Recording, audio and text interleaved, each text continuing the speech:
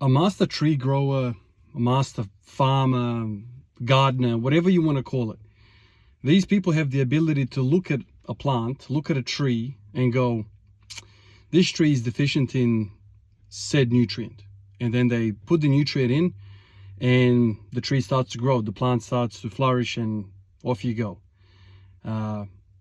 This is how I look at training, man. To me, I think one of the most enjoyable aspects of training is the ability to look at these videos that I shoot myself with this camera, and I look over the videos and I go, okay, what is going on here?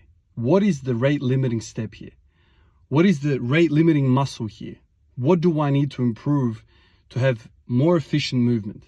Just like at a farmer or a tree grower or forestry staff member, whatever you want to call them, just like they walk through their garden, through their forest and go, that tree needs something. I don't know exactly what it is. Maybe there's some sort of a bug attacking them. Maybe there's a fungus growing on it. We have to treat it. You know, this is what we need to do. To me, that expert knowledge, that know-how, that experience is a beautiful thing for me. And I've always said to you guys, man, I could listen to somebody talk about chopping down wood, making furniture out of wood, whatever the case might be. If that person is a master at their craft, if they have a passion for it, that is a beautiful thing to me, because when I watch these people, I kind of relate to them. You know, I might not understand the terminology they're using for whatever they're doing, but I kind of apply it to myself, and I kind of imagine myself, working on my craft, my puzzle. I love that aspect. Absolutely love it. Like, today I showed you guys the video of the lemon tree.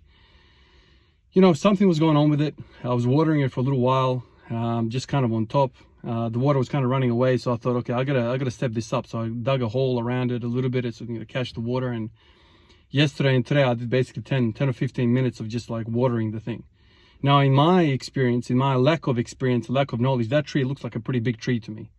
I always thought that tree's got really deep roots, so it's going to tap into the water table, and you don't have to water a tree that size. I could be wrong, but I said to myself, okay, these lemons are all shriveled up and they're falling off the tree. Yesterday I put 10 or 15 in the bin because, well, you pop them open and it's like half of the damn thing is there's nothing there. So clearly in my eyes it needs more water. When I look at my lifting, I'm like, okay, so what's going on here, man? Am I lacking the quads? Am I lacking the back? Am I lacking the core? What am I lacking? And you could say you carpet bomb everything, but it doesn't work like that. There's only so many nutrients you can absorb. There's only so many things you can emphasize. So this is where the master guy comes into the picture. Like if Sheiko or Abajayev was sitting in the corner, or Pendlay was sitting in the corner, whatever, these people walk up to me and be like, okay, I've seen hundreds of elite lifters, man.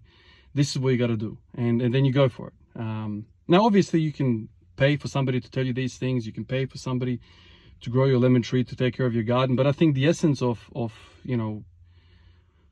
life is to actually do some things for yourself. Like a lot of the stuff in our life is automated. A lot of stuff in our life is basically, call this number, that person will take care of it. Call that number, this person over here will take care of this problem.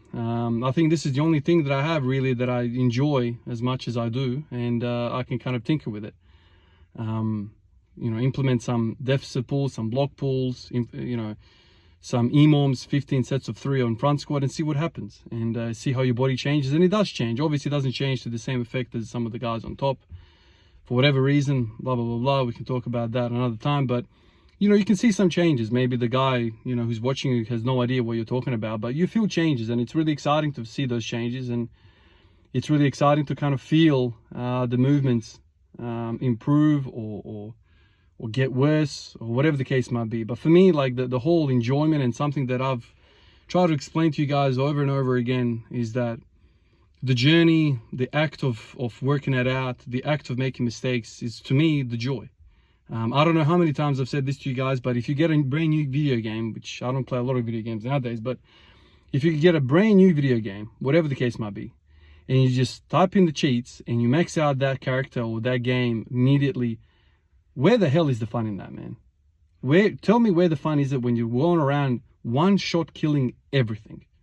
There's no fun there. The fun is in the struggle. Make no mistake about it. The fun is in the struggle. Right now, Denver vs Miami Heat. Would it be fun if Denver wins every single game by 50? They're up by 20 at the end of the first quarter. Is that fun? No, man. The fun is when Michael Jordan has to take the damn fadeaway shot going to the left to win it against Utah Jazz. That's the fun bit, right? The fun is the suspense of what is going to happen. Is this guy going to make the shot? The whole crowd standing. There's 3 seconds on the shot clock. Inbound from the sideline. Pump fake. Turn around. Jay. Kobe hits the game winner. We all go home. We're all like, wow. For that moment, we have forgotten that we're even alive. Because we're so tuned into what's going on there that it's like, man, did you see Kobe hit that shot? Right? So it's like, that's how I think about my weightlifting. I'm going to struggle for a decade. Book it. A decade will be a struggle. And even a monkey after a decade will work out, this is what you got to do, man. Do this shit. And then you do it, and then the joy of progress will start flooding in. It will start flooding in. Let me tell you another thing, man. You might be spending 2 or 3 years hitting your head against the wall, but you're working hard, man. You are working really, really hard. And during those periods of working really, really hard, you are strengthening something. You might not be strengthening the rate limiting step or the rate limiting muscle, but you're strengthening some other muscle, let's say the strength.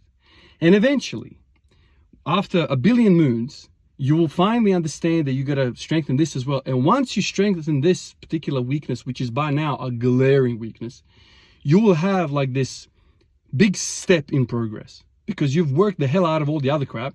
And all of a sudden, bang, the floodgates open and you start getting all these gains and you start improving. Just have the faith, trust the process, as everyone used to say during the 76ers freaking era of losing for a decade, right? Trust the process, get all the freaking picks, start piling up the freaking draft prospects, and then you eventually will win. But you cannot quit. You cannot quit. Keep going. And, I don't know where I got this idea from, where I got this trust from, but that's how I look at it. No session that I do is going to be a waste. Nah, man, I refuse to believe that. This is all positive. Even on the days where I struggle, I've gained something. I might not understand what I've gained, but I've gained something. That's how I approach this stuff. Just like with the lemon tree, man, I'm watering the hell out of it for the next few days. And I'm going to watch and I'm going to see whether the shrivelness of the core starts to get a little bit tighter, whether the lemon starts to get fuller, whether less lemons are falling off the tree. Maybe that's a thing, right? Less lemons I'm finding every other day on the ground. So I'm making an impact. Are the leaves becoming more greener? Right? I'll pick one off the tree, stick my thumb through it. Am I sticking my thumb through it a little bit easier than last time? Is there more juice? The thickness of the core is a little bit less? I'm making a freaking difference. But if I leave it as it is, I've got no idea. This is how science works, right? Like, you implement one thing and then you watch it over time to see what effect it has on the damn product, on the damn subject. And then you keep, going over and over again to see what the difference is. The only difference is, and this is what the murkiness of the whole thing becomes and the complexity is that you might be plugging in and then plugging out, plugging in, plugging out, plugging in, plugging out, over and over again, just one single thing. And you might get a result, and then when you remove it, you lose the result. And then you plug something else in, you get another result, and then, But really what's going on, you need 2 things plugged in because they have a relationship in the subject, and they kind of synergistically improve the outcome.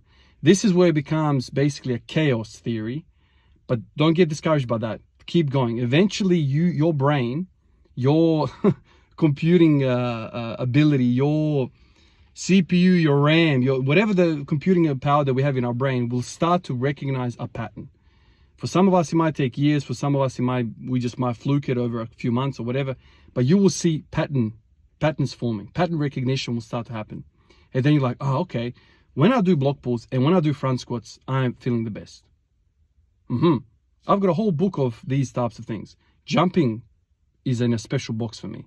Jumping. Hindu squats are in a special box for me. 45 hypers, GHDs, all of these things are in a special box for me. And these things I'm always thinking about and I always come to revisit them. I always come to revisit them and I'm always like, okay, now I'm doing it with this in the program. Let's see what that effect is.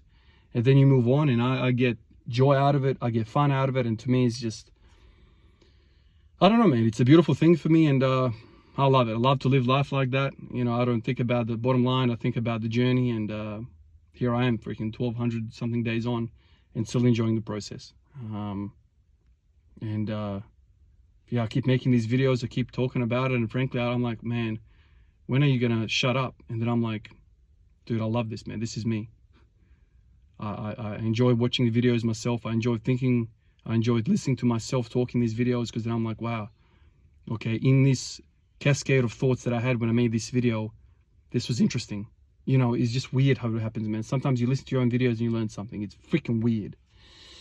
Like always, guys, I appreciate you, and I will catch you in the next one. Peace out.